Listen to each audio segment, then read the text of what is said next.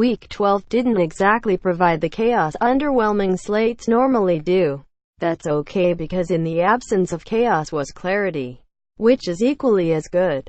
Ohio State wrapped up the Big Ten East, and will play Wisconsin in 2 weeks in the Big Ten title game. Oklahoma secured a spot in the Big 12 championship. Clemson and Miami are still on a collision course for a de facto playoff quarterfinal. The playoff picture is coming together ever so slowly. But that doesn't mean Saturday didn't have its own important storylines. Wisconsin put away Michigan in yet another convincing win that further shows the Badgers are a legit top 4 contender. West Virginia lost its star player, quarterback Will Grier, for the final game of the season with a broken finger.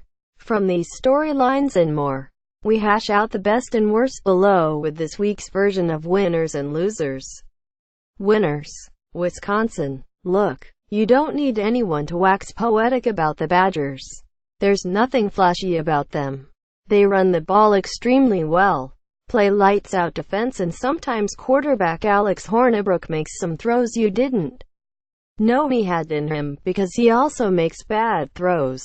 And yet, it works for them. Wisconsin is 11-0 after pulling away from Michigan 24-10, which is an extremely Wisconsin score. No, Wisconsin's schedule hasn't been daunting. Michigan, this team's biggest opponent, will finish in the middle of the Big Ten East. FAU is the crown jewel of the Badgers' non-conference schedule. No, there's no Heisman candidate on this team, though running back Jonathan Taylor is arguably the biggest impact freshman of the season. But don't interpret these things as deficiencies. Wisconsin is fine as it is.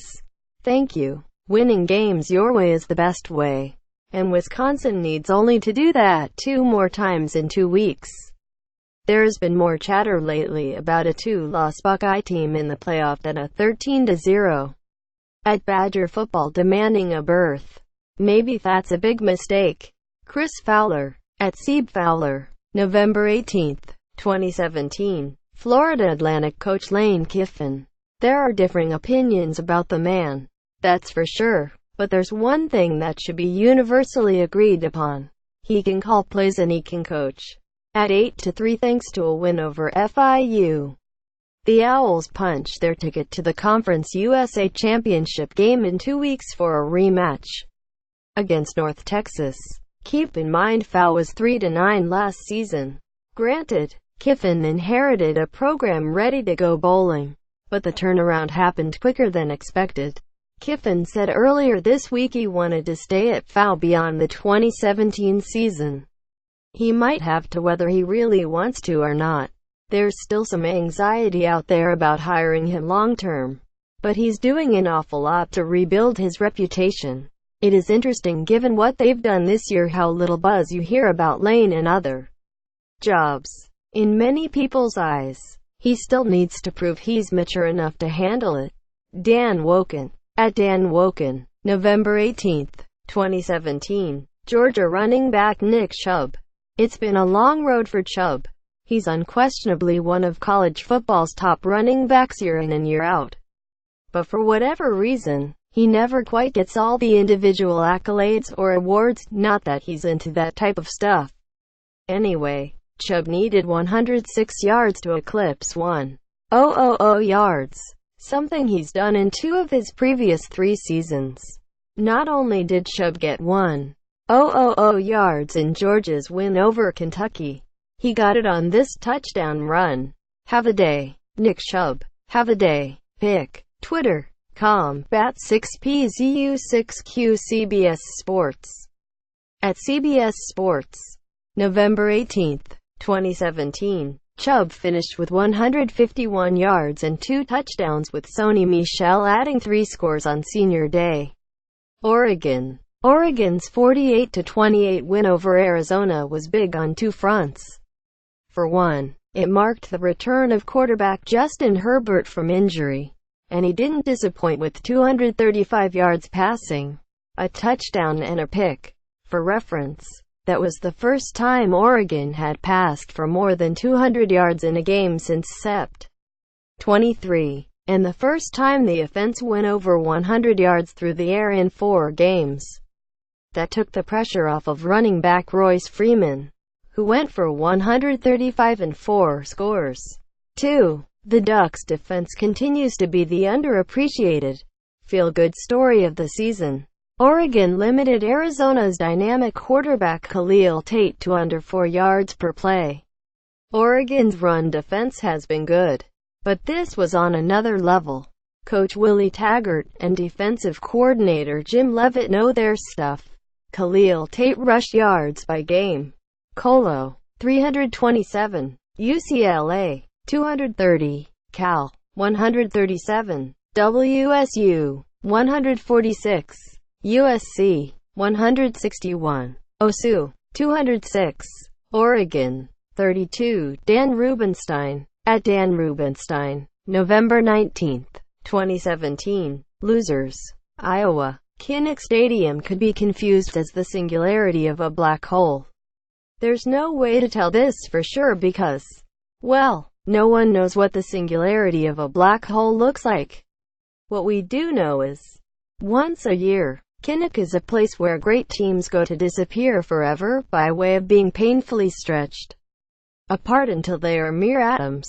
This is evident by Iowa's 4-1 record at home versus AP top 5 teams since 2008, the most recent victory being a truly mind-boggling 55-24 rout of Ohio State. Since then, the Hawkeyes have scored exactly 14 points on offense and have lost back-to-back games against Wisconsin and Purdue. I don't know what cosmic forces Iowa used to be at Ohio State, but whatever they were, they've vanished. And it remains not just a mystery for Iowa, but an ever-worsening loss for the Buckeyes.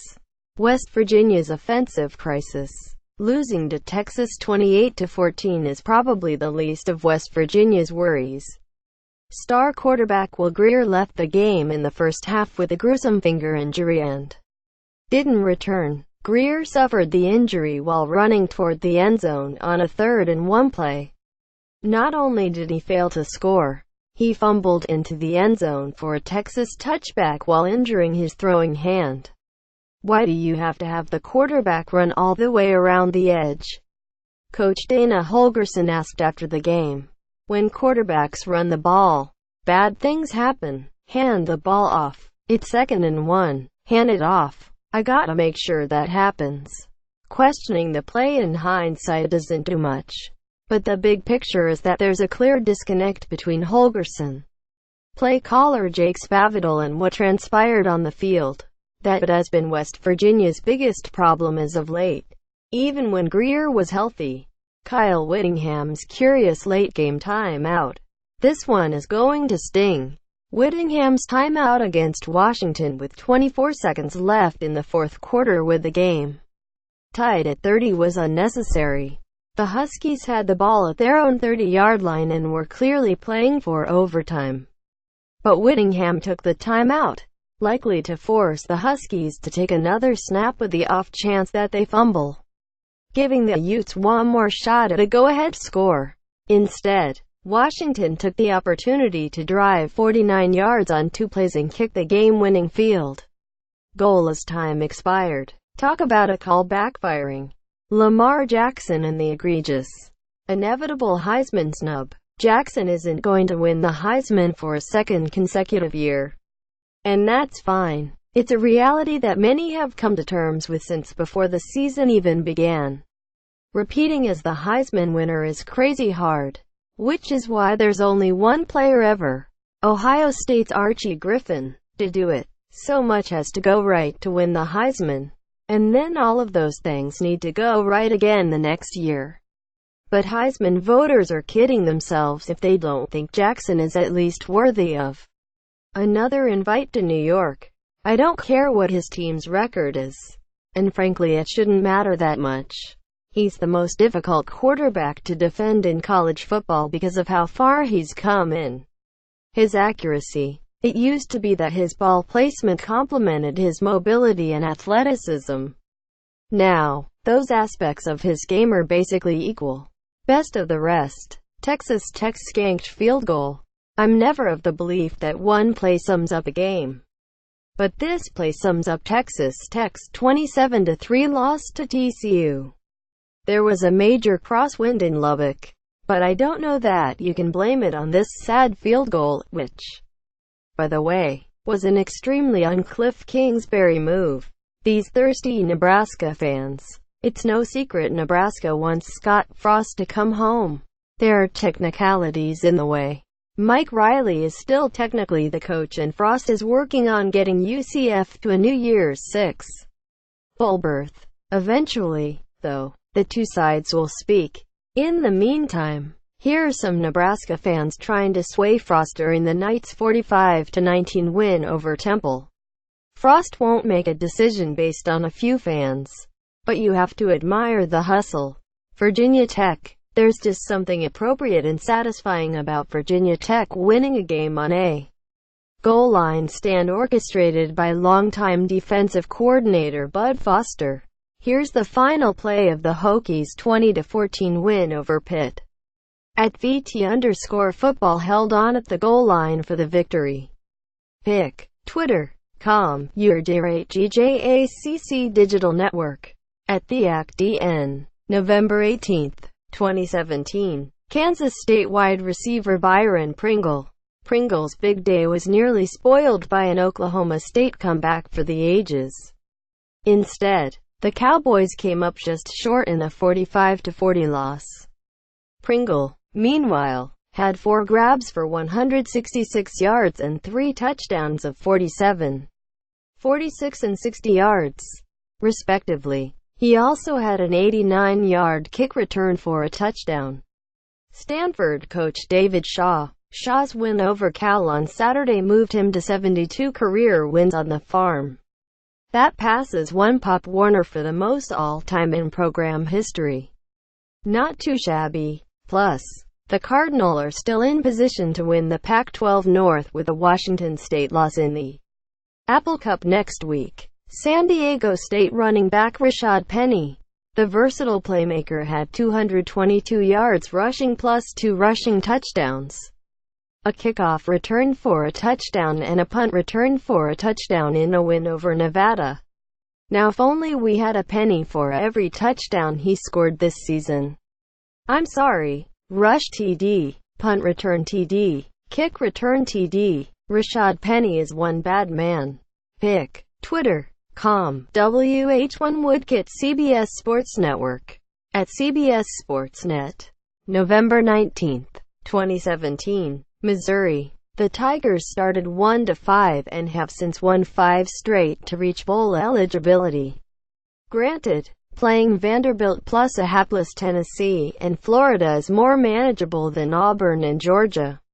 But Barry Odom's team has turned into a dangerous offensive machine, scoring 52 points per game in their current win streak. How good is Mizzou really? They're much better, and I wouldn't want any part of them in bowl season.